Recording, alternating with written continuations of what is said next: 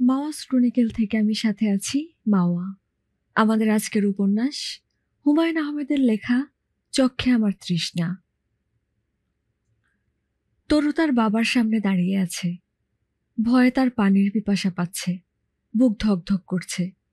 শব্দটা এত জোরে হচ্ছে যে তরুর মনে ক্ষীণ সন্দেহ হলো বেতের চেয়ারে বসা বাবাও শব্দটা শুনতে পাচ্ছেন। এক্ষুনি ভুরু কুচকে জিজ্ঞেস করবেন, হাতুড়ি পেটা শব্দ কে করে? What sound? ভুলভাল ইংরেজি বলা তার স্বভাব। তরুর বিচার সভা বসেছে। সে ভয়ঙ্কর একটা অন্যায় করে ধরা পড়েছে। শাস্তি হবে এটা জানা কথা। শাস্তির জন্য তার কোনো ভয় লাগছে না। শাস্তি আর কি হবে? ইউনিভার্সিটিতে পড়া মেয়েকে কোনো বাবা মারধর করে না। একটা চড় হয়তো গালে দেবেন। শাস্তির চেয়ে চড় খাবার লজ্জাটাই হবে প্রধান। তরুর ভয় করছে অন্য কারণে। বাবা বলে বসতে পারেন, তুমি উচ্ছন্নে যাচ্ছ, তোমাকে আমি পুষব না। কোনো একটা ছেলে দেখে বিয়ে দিয়ে দেব। নষ্টামি যা করার জামাইয়ের বাড়িতে গিয়ে করো, বদমেয়ে কোথাকার, সুপার নটি গার্ল। তরু মোটেই বদমেয়ে না। তার ধারণা সে খুবই ভালো মেয়ে। ভয়ঙ্কর অন্যায় সে যা করেছে, অন্য কোনো বাবার কাছে এটা হয়তো অন্যায় বলেই মনে হবে না। তার বাবার কাছে সবই অন্যায়। টিভি দেখা অন্যায়, শব্দ করে গান শোনা অন্যায়, রাত 11টার পর জেগে থাকা অন্যায়, পরীক্ষায় খারাপ করা অন্যায়, গল্পের বই পড়াও অন্যায়, বারান্দায় দাঁড়িয়ে রাস্তার দিকে তাকিয়ে থাকাও অন্যায়। শামসুন্নাহার, তরু ক্ষীণ গলায় বলল, জি বাবা। শামসুন্নাহার তরুর ভালো নাম। তরুর বাবা আব্দুল খালেক মেয়েকে নিয়ে বিচার সভা বসালে ভালো নামে ডাকেন। তোমার পড়ার টেবিলের ড্রয়ারে যে বস্তু পাওয়া গেছে তার নাম কি? Tell me name. সিগারেটের প্যাকেট। এই সিগারেটের প্যাকেট তুমি কিনেছ? না বাবা, এটা একটা বিদেশি সিগারেটের প্যাকেট। দেশে কিনতে পাওয়া যায় না। এক একটা সিগারেট এক এক রঙের। প্যাকেট খুলে দেখাবো? প্যাকেট খুলে দেখানোর প্রয়োজন দেখছি না। এই সিগারেট তোমাকে কে দিয়েছে? Who gave? তরু জবাব দিল না। সত্যি কথাটা বলা ঠিক হবে কিনা বুঝতে পারছে না। সিগারেটের প্যাকেটটা তাকে জন্মদিন উপলক্ষে দিয়েছে আয়েলিতা। আয়েলিতা তার অতি প্রিয় বান্ধবী। আয়েলিতার বাবা থাকেন ইতালির মিলান শহরে। যতবারই দেশে আসেন, আয়েলিতার জন্য অদ্ভুত অদ্ভুত জিনিস নিয়ে আসেন। তার কিছু কিছু আয়েলিতা তরুকে দেয়। এবার দিয়েছে সিগারেটের প্যাকেট এবং একটা লাইটার। লাইটারটা দেখতে ফুটবলের মতো। চাপ দিলেই হুশ করে আগুন বের হয়। খালেক সাহেব ধমক দিয়ে বললেন, সিগারেটের প্যাকেট তোমাকে কে দিয়েছে বলছো না কেন? যে দিয়েছে তার নাম বলো, টেলিফোন নাম্বার বলো। আমি তার সঙ্গে এবং তার বাবা মার সঙ্গে কথা বলবো। নাম বলো। খাম্বার মতো দাঁড়ায় থাকবে না। তুমি খাম্বা না। You are not pillar. Taru বলল, ওসমান চাচা দিয়েছেন। বলতে বলতেই সে মেঝে থেকে চোখ তুলে বাবার দিকে তাকালো। সে জানে ওসমান চাচার প্রতি বাবার বিশেষ দুর্বলতা আছে। বাবার ধারণা এই মানুষটা পৃথিবীর সবচেয়ে জ্ঞানী মানুষ।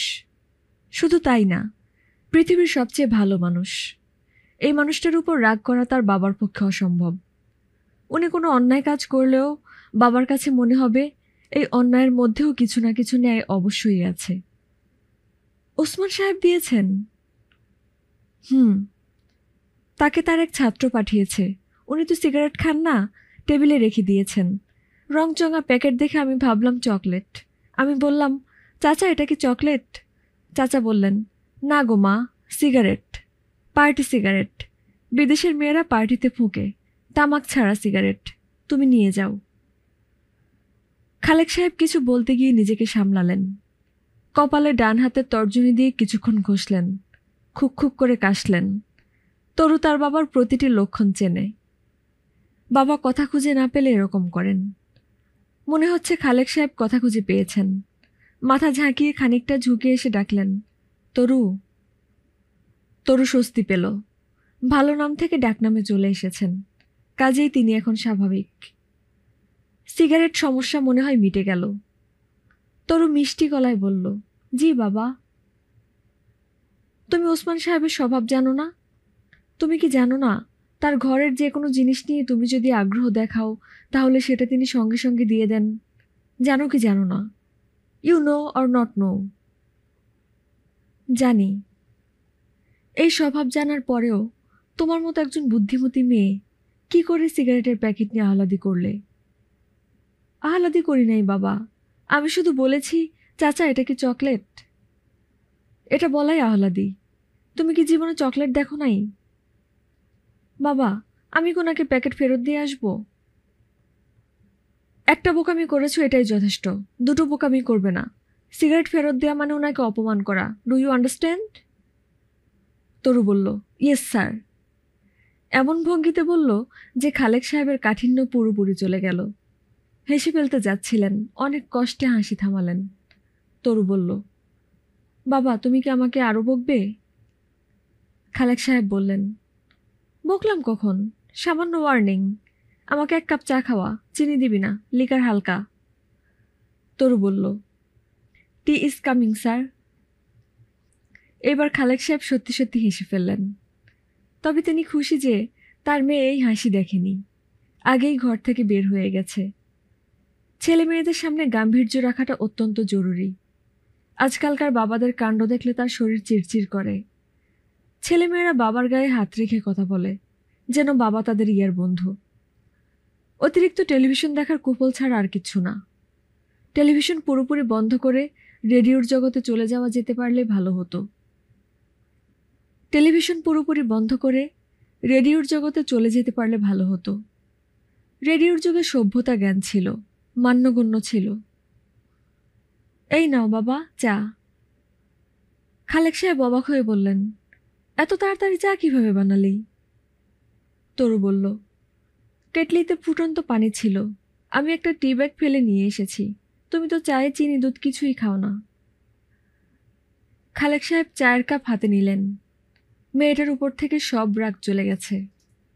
এখন উল্টো নিজের কঠিন কথাবার্তার জন্য মনটা খারাপ লাগছে। বেচারির তো দোষ নেই, লুকিয়ে লুকিয়ে সিগারেট খাবার ট্রেনিং এই মেয়েকে দেয়া হয়নি। বাবা এই নাও সিগারেট, প্লিজ একটা খাও। তরু তার রঙিন সিগারেটের প্যাকেট খুলে বাবার দিকে ধরে আছে। খালেক সাহেব অবাক হয়ে বললেন, সিগারেট খাবো? মেয়েদের সিগারেট, একটা খেয়ে আমাকে বলো খেতে কেমন, প্লিজ বাবা। খালেক সাহেব সিগারেট নিলেন। তরু লাইটার জ্বালিয়ে ধরিয়ে দিল। চোখ বড় বড় করে বলল, বাবা খেতে কেমন? খারাপ না, তুই বলেছিলি তামাক নেই, তামাক আছে। আমি বলিনি বাবা, ওসমান চাচা বলেছেন। আমি ওনাকে ধরব। ওনাকে ধরার কিছুই নেই, উনি তো আর খেয়ে দেখেননি, অনুমানে বলেছেন।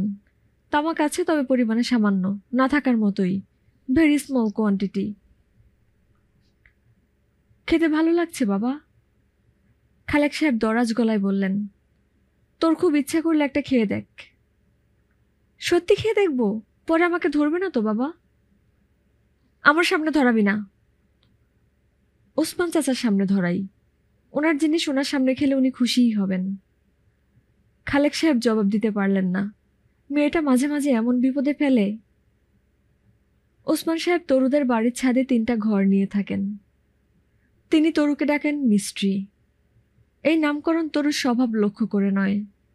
তরু অর্থ গাছ, ইংরেজিতে ট্রি। মিস তরু, এই নাম থেকে মিস্ট্রি, সেটা সংক্ষেপ করে মিস্ট্রি। তরু এই নামের বদলা নেবার চেষ্টা করেছে। ওসমান সাহেবকে চাচা ডেকেছে, ছাদের চাচা থেকে ছাচা। তরু কিছুদিন এই নামে ডেকে হাল ছেড়ে এখন চাচা ডাকছে। ওসমান সাহেব বাস করেন হুইল চেয়ারে। তিনি জীবনযাপনের জন্য ছাদটাকে হুইল চেয়ার উপযুক্ত করে নিয়েছেন। বিছানা থেকে হুইল চেয়ারে নিজে নিজে নামতে পারেন, ছাদে আসতে পারেন, কারোর সাহায্য লাগে না। ছাদের 3টি ঘরের একটায় তার শোবার ঘর, একটা পড়াশোনার ঘর, অন্যটা রান্নাঘর। হুইল চেয়ারে বসে তিনি চা বা কফি বানাতে পারেন, পাউরুটি টোস্ট করতে পারেন, ডিম সিদ্ধ করতে পারেন। সকালের নাশতা তিনি নিজের হাতে তৈরি করেন, একটা কলা, মাখন মাখা 1 পিস রুটি এবং ডিম সিদ্ধ। সারাদিন এর বাইরে কিছুই খান না। রাতে টিফিন ক্যারিয়ারে করে হোটেল থেকে তার জন্য খাবার আসে। যে ছেলেটি খাবার আনে তার নাম রফিক, বয়স 12-13, অতি কর্মঠ ছেলে। সে 1.5 ঘন্টার মতো থাকে। এর মধ্যেই ঘর পরিষ্কার করে, কাপড় ধুয়ে দেয় এবং কিছুক্ষণ পড়াশোনাও করে। রফিকের জন্য বাংলা বর্ণমালার বই এবং ইংরেজি এবিসিডির বই কেনা আছে। পড়াশোনা সে যথেষ্ট আগ্রহ করেই চালিয়ে যাচ্ছে। বাংলা যুক্তাক্ষর নিয়ে তার সামান্য সমস্যা হচ্ছে। যুক্তাক্ষর ছাড়া বাংলা সে ভালোই পড়তে পারে। বাংলার চেয়ে ইংরেজি শেখার দিকে তার ঝোঁক বেশি। প্রতিদিন 2টি করে ইংরেজি শব্দ তার শেখার কথা। রফিক তা শিখছে এবং মনে রাখছে। নাইট, স্টার, সাউন্ড এসবের মতো শব্দগুলি এবং তার অর্থ সে জানে। ওসমানের বয়স 50, কিন্তু তাকে সেরকম বয়স্ক মনে হয় না। মাথা ভর্তি চুল, চুলে পাক ধরেনি, গম্ভীর প্রকৃতির মানুষ। নিজেকে ব্যস্ত রাখার নানা কৌশল তিনি আবিষ্কার করে রেখেছেন। আকাশের তারা দেখা, বই পড়া, সিনেমা দেখা, গান শোনা। ইদানিং ছবি আঁকা শেখার জন্য বইপত্র কেনা শুরু করেছেন। চারুকলার মনিকা নামের 4th ইয়ারের এক ছাত্রী প্রতি 15 দিনে একবার এসে তাকে ছবি আঁকা শেখায়। ওসমান সাহেব তাকে মাসে 1000 টাকা দেন। ভদ্রলোক বিবাহিত, স্ত্রী সুলতানা আলাদা বাস করেন। তিনি হঠাৎ হঠাৎ স্বামীকে দেখতে আসেন। তাদের একটা ছেলে আছে। ছেলের নাম আবির, বয়স 8। আবির তার মার সঙ্গে আসে। তার প্রধান আনন্দ পেছন থেকে বাবার হুইল চেয়ার ঠেলা। চলে যাবার সময় সে খুব কান্নাকাটি করে, কিছুতেই যাবে না। ওসমান সাহেব ক্ষীণ গলায় বলেন, থাকুক না একদিন। তখন সুলতানা এমন ভঙ্গিতে তাকান যেন এমন অদ্ভুত কথা তিনি তার জীবনে শুনেননি। প্রতিবারই আবিরকে কাঁদতে কাঁদতে ফিরে যেতে হয়। সিগারেটের প্যাকেট এবং লাইটার হাতে তরু ছাদে এসেছে। এই 2 বস্তু কালো হ্যান্ডব্যাগে লুকানো। ওসমান ছাদে। তার সামনে পায়া লাগানো ছোট্ট টেবিল। টেবিলের উপর টেলিস্কোপের লেন্স। লেন্স ক্লিয়ার লোশনের তুলা। ওসমান লেন্স পরিষ্কার করছেন। তরু বলল, চাচা, আমি এখন এমন একটা কাজ করব যা দেখে আপনি চমকে যাবেন। অনুমান করুন তো কাজটা কি? ওসমান সাহেব তরুর দিকে না তাকিয়েই বললেন, তুমি একটা সিগারেট খাবে। তরু কিছুক্ষণ কোনো কথা বলতে পারল না। মানুষটা তরুর সিগারেটের বিষয় কিভাবে বলছে? ওসমান বললেন, কই সিগারেট তো ধরাচ্ছ না। তরু বলল, সিগারেট থাকলে তবে তো ধরাবো। চাচা, আপনি আমাকে কি ভাবেন? গাঁজা সিগারেট খাওয়া টাইপ মেয়ে? কেন শুধু শুধু বললেন আমি সিগারেট খাবো? আমাকে খারাপ ভেবেছেন, এজন্য সরি বলুন। সরি বলবো না। কেন বলবেন না? আমি গতকাল সন্ধ্যায় ঘর থেকে দেখেছি তুমি ছাদে কালো ব্যাগটা নিয়ে এসেছো। ব্যাগ খুলে সিগারেট বের করে ধরিয়েছ, আগ্রহ করে ধোঁয়া ছাড়ছ। আমার ধারণা আজও তোমার ব্যাগে সিগারেট আছে। এখন বলো, আছে না? আছে। তবে বাবা আমাকে সিগারেটের প্যাকেট রাখার এবং সিগারেট খাবার পারমিশন দিয়েছেন। আমার কথা বিশ্বাস না করলে আপনি বাবাকে জিজ্ঞেস করতে পারেন। বিশ্বাস করছি। তরু সিগারেট ধরিয়ে কায়দা করে ধোঁয়া ছাড়তে ছাড়তে বলল, আজ রাতে কি তারা দেখা হবে? তারা পাড়া দেখা খুবই ফালতু কাজ। তুমি তো দেখছো না, আমি দেখছি। আপনার কাছে ফালতু লাগে না? না। আচ্ছা চাচা, আপনি আমাকে সুন্দর দেখে একটা নাম দিন তো। কিসের নাম? আমি একটা উপন্যাস লিখব। উপন্যাসের নাম। উপন্যাস লিখবে? হ্যাঁ। আপনার কি ধারণা আমি উপন্যাস লিখতে পারবো না? যে টিচার আমাদের চর্যাপদ পড়ান তিনি বলেছেন আমার বাংলা ঝরঝরে। আমার একটা অ্যাসাইনমেন্ট পড়ে বলেছেন। তাহলে লেখা শুরু করে দাও। আগে নাম ঠিক করব, তারপর লিখব। এক্ষুনি একটা নাম দিন তো। কালপুরুষ নাম দাও। শীতকালের তারামণ্ডল আকাশের মাঝখানে থাকে। তরু মাথা ঝাঁকিয়ে বলল, আকাশের মাঝখানে থাকুক কিংবা সাইডে থাকুক, তারাপাড়ার নামে আমি উপন্যাসের নাম দেব না। তাছাড়া আমার উপন্যাসটা হবে প্রেমের উপন্যাস। একটা মিষ্টি নাম দিন। এসো করো স্নান নাম দেবে? না। এসো গায়ে সাবান মাখো, করো স্নান, এগুলো ফালতু। রবীন্দ্রনাথের লাইন, চট করে ফালতু বলা ঠিক না। ফালতু বললে রবীন্দ্রনাথ রাগ করবেন? রবীন্দ্র ভক্তরা করবে। তাছাড়া তুমি বাংলার ছাত্রী। তরু বলল, আমি বাংলার ছাত্রী হই বা ফিজিক্সের ছাত্রী হই, যেটা ফালতু আমি সেটাকে অবশ্যই ফালতু বলবো। ওসমান বললেন, আচ্ছা বলো। আমি যে সত্যি উপন্যাস লিখব আপনি মনে হয় এটা বিশ্বাস করছেন না। উপন্যাস কিভাবে লিখতে হয় সব নিয়মকানুন আমি শিখেছি, একজন লেখকের কাছে শিখেছি। উনি বলেছেন প্রথম উপন্যাস উত্তম পুরুষে লিখতে হবে, নিজের জীবনের কাহিনী দিয়ে শুরু, নিজের চেনা জগতে বিচরণ। উপন্যাস লেখার মতো কাহিনী কি তোমার জীবনে আছে? কিছু বানাবো। আপনার কি ধারণা আমি লিখতে পারবো? একজন ঔপন্যাসিকের যেসব গুণ থাকার কথা আমার কিন্তু তার সবই আছে। যেমন আমি খুব গুছিয়ে মিথ্যা কথা বলতে পারি, গল্প বানাতে পারি, পারি না? আমার ধারণা পারো। উপন্যাসের প্রথম লাইনটা আমি লিখে ফেলেছি, শুনতে চান? পুরো একটা চ্যাপ্টার লিখে ফেলো, তারপর পড়ে দেখব। প্রথম লাইনটা শুনে দেখুন না। প্রথম লাইনটা হচ্ছে, হ্যালো, আমি 18 বছর বয়সের অতি রূপবতী এক তরুণী।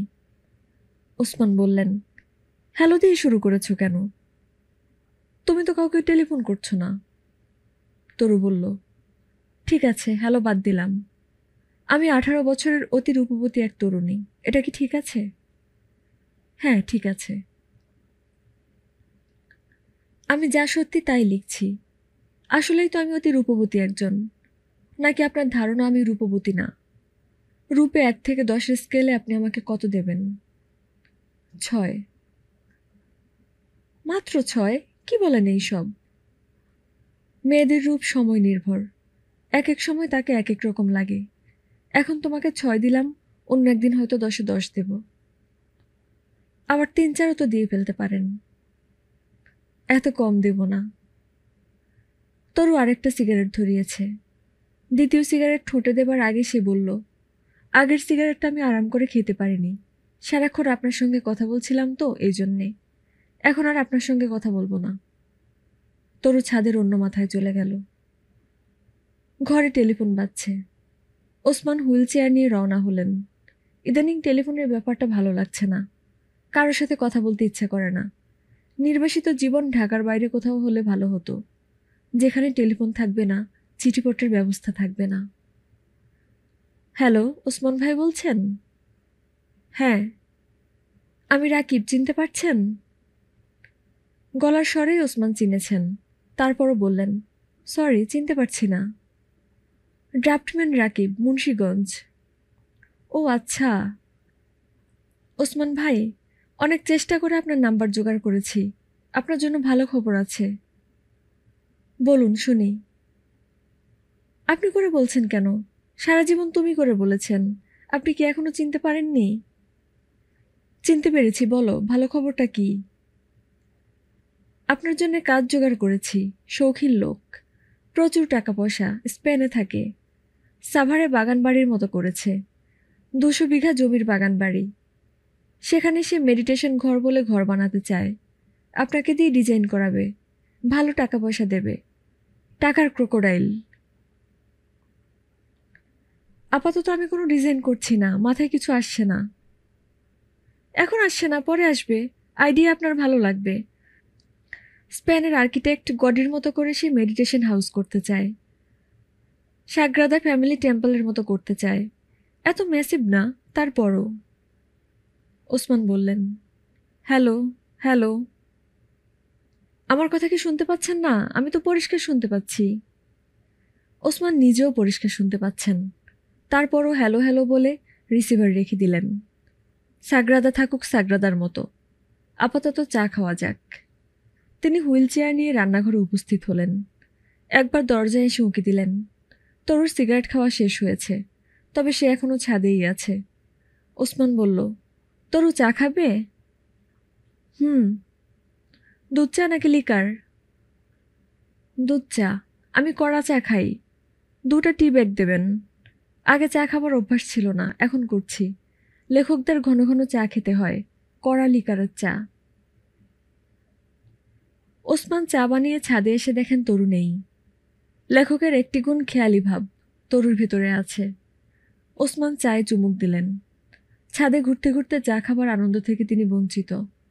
এক হাতে চায়ের কাপ নিয়ে অন্য হাতে হুইল চেয়ারের চাকা ঘোরানো যথেষ্ট কঠিন। মোটর লাগানো হুইল চেয়ার একটা কিনলে হতো। লাখ টাকার উপরে দাম। ছাদে ঘুরতে ঘুরতে চা খাবার আনন্দের জন্যে এতগুলি টাকা খরচ করা ঠিক কিনা বুঝতে পারছেন না। আকাশ মেঘলা হয়ে আছে। আজ রাতে তারা দেখা যাবে কিনা কে জানে। বাংলাদেশ তারা দেখার উপযুক্ত জায়গা নয়। আকাশে সবসময় মেঘ, বাতাসে প্রচুর জলীয় বাষ্প। টেলিস্কোপের লেন্সে দ্রুত ছাতা পড়ে যায়। ওসমান টেলিস্কোপের লেন্স রাখার জন্য বড় ডেসিকেটর খুঁজছেন, পাচ্ছেন না। এ দেশে প্রয়োজনের কিছুই পাওয়া যায় না। তরু উপন্যাস লেখা শুরু করেছে। শুরুটা আয়োজন করে করা। টেবিল ল্যাম্প অফ করে সে 18টা মোমবাতি জ্বালিয়েছে। তার বয়স 18, এজন্য 18টা মোমবাতি। রেডিও বন্ড কাগজ আনিয়েছে, লিখছে ফাউন্টেন পেন দিয়ে। সে লেখা শুরু করেছে রাত 12টায়। আপাতত উপন্যাসের নাম দিয়েছে নিশি উপন্যাস।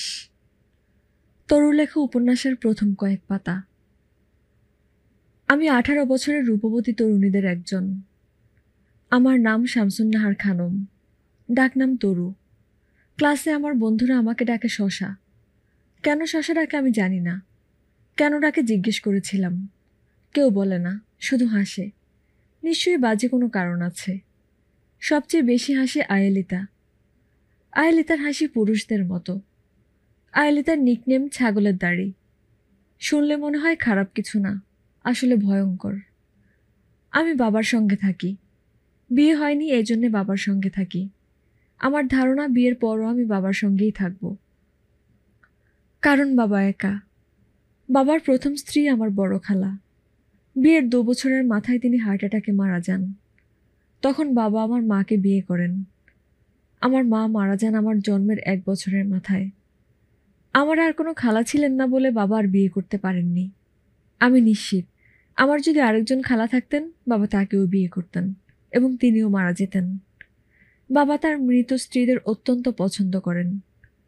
আমার মা এবং খালা দুজনেরই 2টা ওয়েল পেন্টিং পাশাপাশি সাজানো। দুজনের মৃত্যুদিনে বাড়িতে কোরআনখানি হয়, মিলাদ পড়ানো হয়।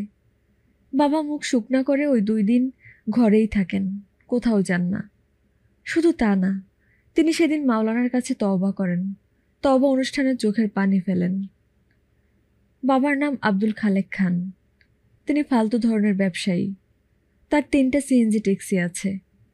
ট্যাক্সির গায়ে লেখা শামসুন্নাহার পরিবহন। ট্যাক্সি ছাড়াও তার 2টি ট্রাক আছে। ট্রাকের গায়ে লেখা তরু পরিবহন, সমগ্র বাংলাদেশ 7 টন। আমরা যেখানে থাকি সেই রাস্তার শেষ মাথায় বাবার একটা মুদি দোকানের মতো আছে। মুদি দোকানের নাম শামসুন্নাহার খানম ডিপার্টমেন্টাল স্টোর। আপনারা শুনলে অবাক হবেন যে বাবার একটা নাপিতের দোকানও আছে। তার নাম নাহার হেয়ার ড্রেসিং। সবই আমার নামে। বাবা যদি কোনোদিন রেডিমেড হাফ শার্টের দোকান দেন, তাহলে তার নামও হবে তরু রেডিমেড হাফ শার্ট। ফালতু ধরনের ব্যবসা হলেও বাবার অনেক টাকা, কারণ তিনি অত্যন্ত হিসাবী। আমাদের বাসায় বাজে খরচ করার কোনো উপায় নেই। অনেক খ্যানখ্যান করার পর তিনি আমাকে সবচেয়ে সস্তার একটা মোবাইল কিনে দিয়েছেন। মোবাইলে কাউকে টেলিফোন করা নিষেধ। কেউ টেলিফোন করলে ধরা যাবে। বাবা আমাকে ডেকে কঠিন গলায় বলেছেন আধুনিক বিশ্বের অপ্রয়োজনীয় একটি আবিষ্কারের নাম মোবাইল টেলিফোন। আমি বলেছিলাম, কেন অপ্রয়োজনীয়? বাবা উত্তর দিয়েছেন, কারণ এই বস্তু মানুষকে অপ্রয়োজনীয় কথা বলতে উৎসাহী করে, কর্মবিমুখ করে। তুমি অবশ্যই তোমার মোবাইলের নাম্বার কাউকে দিবে না। আমি বললাম, কাউকে নাম্বার না দিলে তারা টেলিফোন করবে কিভাবে? ঠিক আছে, আমার মোবাইল লাগবে না, এটা তোমার কাছে থাকুক। আমার যখন দরকার হবে তোমার কাছ থেকে নিয়ে টেলিফোন করব। এরপর বাবা বিরক্ত হয়ে আমাকে টেলিফোন দিয়ে দিয়েছেন। বাবা কথায় কখনো আমার সঙ্গে পারেন না। যখন পারেন না, তখন হামকি ধামকি করেন।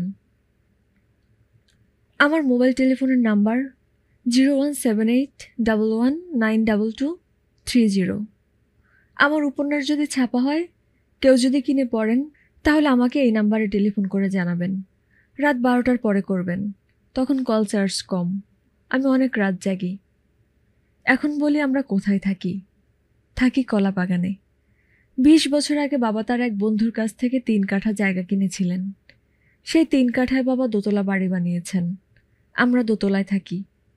বাবার ব্যবসার লোকজন, ট্রাক ড্রাইভার, ট্যাক্সি ড্রাইভার, দোকানদার, নাপিত, এরা সবাই একতলায় থাকে। একতলার 2টা কামরা বাবা ভাড়া দিয়েছেন। সেখানে জামান নামে এক ভদ্রলোক তার স্ত্রী এবং শালাকে নিয়ে থাকেন। জামান সাহেব কিছুদিন পর পরই তার শালাকে মারধর করেন। শালাটার নাম সঞ্জু। সে কলেজে পড়ে, 2nd ইয়ার, হাবা টাইপের। দুলাভাইয়ের মার খেয়ে সে হাউ হাউ করে দোতলা সিঁড়িতে বসে কাঁদে। ছেলেটা দেখতে সুন্দর, তবে অতিরিক্ত রোগা। সে যদি আমাদের সঙ্গে পড়তো তাহলে আমি তার নাম দিতাম সুতাকৃমি।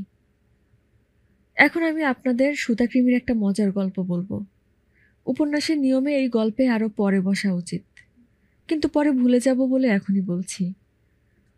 উপন্যাসের নিয়মে চরিত্রদের চেহারা এবং আচার ব্যবহার কিছুটা বর্ণনা করা দরকার, যাতে পাঠক চরিত্র সম্পর্কে ধারণা করতে পারে এবং কল্পনায় সে একজনকে দাঁড়া করতে পারে।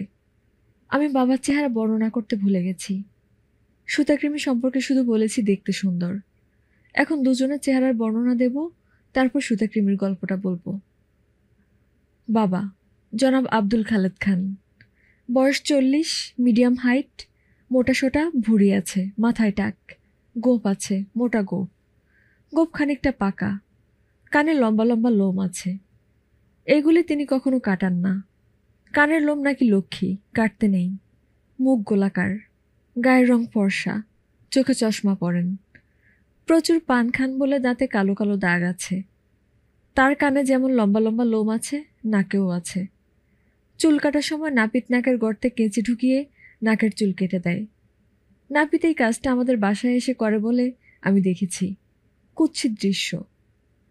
ভুল ইংরেজি অবলীলায় বলা বাবার স্বভাব। ট্রাক ব্যবসায় তিনি লস খেয়েছেন। এর ইংরেজি তিনি করলেন big lost in truck business. রাগারাগি, হইচই এগুলো করা তার স্বভাব। তার ড্রাইভারদের তিনি বস্তি টাইপ গালাগালি করেন, আবার কিছুক্ষণ পরেই বলেন, বাবারে কেন এরকম করিস, বলে পিঠে হাত দেন। সুতাকৃমি সঞ্জু, বয়স 18 কিংবা 19, অথবা 16-17 হতে পারে। রোগা, লম্বায় খুব সম্ভব 5 ফিট 7 ইঞ্চি। গায়ের রং উজ্জ্বল শ্যামলা, চেহারা বালক বালক, মুখ লম্বাটে, চোখ মেয়েদের মতো, অর্থাৎ চোখের পাপড়ি বড় বড়, নাক সামান্য চাপা, ডান দিকের কপালে লাল তিল আছে, মাথার চুল কোঁকড়ানো, প্রায় নিগ্রো টাইপ। ঠোঁটও নিগ্রোদের মতো মোটা, তবে দেখতে খারাপ লাগে না। এখন সুতাকৃমির ঘটনাটা বলি। সেদিন ছিল বুধবার। বুধবার সকালে আমার কোনো ক্লাস নেই। প্রথম ক্লাস 11টায়। ক্লাস নেবেন রবীন্দ্র বিশারদ ডক্টর সিদ্দিক। রবীন্দ্র বিশারদরা সাধারণত নজরুল বিদ্বেষী হয়। তিনি নজরুল বিদ্বেষী। তার ধারণা কবি নজরুল একজন মহান পদ্যকার ছাড়া কিছুই না। সিদ্দিক স্যার কখনো রোল কল করেন না, সবাইকে পার্সেন্টেজ দিয়ে দেন। কাজেই আমি ঠিক করলাম কলেজে যাব দুপুরের পর। টিভি দেখার জন্য টিভি ছেড়েছি। বাবা বাসায় নেই, তাই টিভি ছাড়া যায়। জি টিভিতে শাহরুখ খানের কি একটা ছবি দেখাচ্ছে। শাহরুখ খানের অভিনয় আমার ভালো লাগে না। তার চেহারা ফাজিলের মতো, অভিনয়ও ফাজিলের মতো। তারপরেও দেখছি। হঠাৎ সুতাকৃমির বোন হাউমাউ করে দরজা খুলে ঘরে ঢুকেই বলল, তরু আমার ভাইটাকে বাঁচাও, ওকে মেরে ফেলছে, ওর দুলাভাই ওকে মেরে ফেলছে। আমি ছুটে গেলাম। গিয়ে দেখি রক্তারক্তি কাণ্ড। বেচারা লুঙ্গি পরেছিল, লুঙ্গি খুলে গেছে। সে বেঞ্চিতে ন্যাংটা হয়ে পড়ে আছে। ঠোঁট কেটে রক্ত পড়ছে, হাত কেটে রক্ত পড়ছে। সুতাকৃমির বোন নীলাভাবে লুঙ্গি দিয়ে ভাইকে ঢাকল। আমি ভদ্রলোকের দিকে তাকিয়ে কঠিন গলায় বললাম, কি করছেন আপনি? এখন এ যদি মারা যায় আপনার তো ফাঁসি হয়ে যাবে, আমি সাক্ষী দেব। ভদ্রলোক বললেন, তরু তুমি জানো না এ কত বড় চোর। আমার 20,000 টাকা চুরি করেছে। নিজের হাতে ব্রাউন পেপারে মুড়ে ড্রয়ারে রেখেছি। আমরা 3 জন ছাড়া ঘরে আর কেউ আসে না। আমি বললাম, কথাবার্তা পরে শুনবো, এখন তাকে হাসপাতালে নিয়ে যান। আমার কথা শেষ হবার আগেই সুতাকৃমি রক্তবমি করা শুরু করলো। এই দেখে সম্ভবত তার দুলাভাই টনক নড়ল। স্বামী স্ত্রী দুজন মিলে সুতাকৃমিকে নিয়ে রওনা হলো হাসপাতালের দিকে। দুপুরে ভাত খাচ্ছি। নীলাভাবি এসে জানালো ডাক্তাররা তার ভাইকে হাসপাতালে ভর্তি করেছে, আর টাকাটা চুরি হয় নাই, পাওয়া গেছে।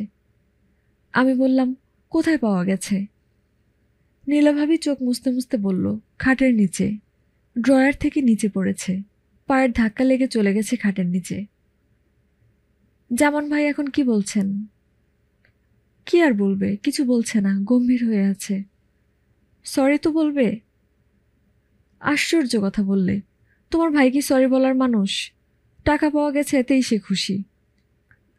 সুতাকৃমি 3 দিন পর হাসপাতাল থেকে ফিরে স্বাভাবিকভাবে বাজার সদাই করা শুরু করলো, কলেজে যাওয়া শুরু করলো, যেন কিছুই হয়নি। আজ এই পর্যন্ত লিখলাম, কারণ 18টা মোমবাতির 11টা শেষ হয়ে নিভে গেছে, বাকি 7টাও যাই করছে। কাজের প্রিয় পাঠক সমাজ, বিদায়। তরুর লেখা এইটুকুই। আসল ঘটনা সে লেখায় বাদ দিয়েছে। উপন্যাসের শেষের দিকে আসলটা লিখবে। পাঠকদের জন্য সাসপেন্স জমা থাকুক। একটা ছোট্ট সমস্যা অবশ্য থাকবে, পাঠকরা 20,000 টাকা চুরির ঘটনা ভুলে যেতে পারে। সবার স্মৃতিশক্তি তো আলবার্ট আইনস্টাইনের মতো না যে যা পড়বে সবই মনে থাকবে। মূল ঘটনা হচ্ছে সুতাকৃমি 20,000 টাকা ঠিকই চুরি করেছিল। এক দুপুরবেলায় তরুদের বাসায় ঘন ঘন কলিং বেল টিপছে, তার মুখে ঘাম, নিঃশ্বাস পড়ছে ঘন ঘন, মুখ কাদো কাদো। তরু বলল, কি সমস্যা? সে ব্রাউন কাগজে মোড়া একটা প্যাকেট বের করে বলল, এই প্যাকেটটা রাখবেন? তরু বলল, প্যাকেটে কি বোমা নাকি পিস্তল? টাকা, 100 টাকার 2টা বান্ডেল। টাকা রাখবো কেন? কার টাকা? দুলা ভাইয়ের। তোমার দুলা ভাইয়ের টাকা থাকবে তোমার কাছে কিংবা তোমার বোনের কাছে, আমার কাছে কেন? সঞ্জুর চোখ মুখ ফ্যাকাশে হয়ে গেল। তরু লক্ষ্য করল তার হাত কাঁপছে, যে কোনো মুহূর্তে টাকার বান্ডেল হাত থেকে পড়ে যাবে। তরু বলল, টাকাটা কি তুমি চুরি করেছ? সঞ্জু অন্যদিকে তাকিয়ে হাসিচোখ মাথা নাড়ল। তরু বলল, ঝেড়ে কাশতে হবে, খুক খুক করে কাশলে হবে না। ঘটনা কি খুলে বলো। আমি পালিয়ে যাব। কোথায়? টেকনাফে আমার এক বন্ধু আছে, কাঠচিরাই কলে কাজ করে, তার কাছে যাব। বন্ধুর নাম কি? বন্ধুর নাম কি? এনামুল করিম। পড়াশোনা বাদ দিয়ে কাঠচিরাই? দুলাভাইয়ের কাছে থাকতে পারছি না। 3 মাসের কলেজের বেতন বাকি পড়েছে, কলেজের নাম কাটা গেছে। এই 20,000 টাকা নিয়ে আমি পালিয়ে যাব। তরু প্যাকেট রেখে দরজা বন্ধ করে দিল। মারামারির মূল ঘটনার পর জামান এবং তার স্ত্রী যখন সঞ্জুকে নিয়ে হাসপাতালে, তখন তরু টাকার প্যাকেট খাটের নিচে রেখে এসেছে। হাসপাতাল থেকে ফেরার পর কয়েকবারই তরুর সাথে সঞ্জুর দেখা হয়েছে। সঞ্জু টাকার প্রসঙ্গ তুলেনি, তরুও না। গতকাল তরু সঞ্জুকে একটা সিএনজি ডেকে দিতে বলল। সঞ্জু সিএনজি ডেকে দিল। তরু বলল, লক্ষ্য করলাম কলেজে যাচ্ছ। সঞ্জু বলল, নাম যে কাটা গিয়েছিল, নাম কি উঠেছে? উঠেছে। তোমার দুলাভাই বেতনের টাকা দিয়েছেন? আপা দিয়েছেন। উনি কোত্থেকে দেবেন? ওনার কি আলাদা টাকা আছে? না, মনে হয় দুলাভাইয়ের কাছ থেকে নিয়ে দিয়েছেন। তোমার বন্ধু এনামুল করিম কেমন আছে? জানি না। যোগাযোগ নাই? না। তার কি কোনো মোবাইল টেলিফোন আছে? আছে। নাম্বার জানা আছে? আছে। আমার মোবাইলটা নিয়ে তার কাছে টেলিফোন করতে পারো। দরকার নাই। তরু হালকা গলায় বলল, তোমার দুলাভাইকে খুন করার কোনো পরিকল্পনা যদি করো, আমি তোমাকে সাহায্য করতে পারি। আমার এক বান্ধবী আছে, কেমিস্ট্রি ডিপার্টমেন্টে পড়ে। ওর নাম নীলা। ওকে বললেই সে পটাশিয়াম সায়ানাইড জোগাড় করে দিবে। তুমি তোমার দুলাভাইয়ের খাবারের সঙ্গে মিশিয়ে দেবে, পারবে না? না। তারপরও আমি জোগাড় করে রাখবো, সব ব্যবস্থা করা থাকবে। আমাকে বললেই হবে, ঠিক আছে? সঞ্জু তাকিয়ে রইল। তার সামান্য ভয় করতে লাগলো। এই অদ্ভুত মেয়েটা এসব কি বলছে? ঠাট্টা করছে নাকি সিরিয়াস? ভাবভঙ্গি দেখে মনে হচ্ছে সিরিয়াস। সঞ্জুর কপাল ঘেমে উঠল।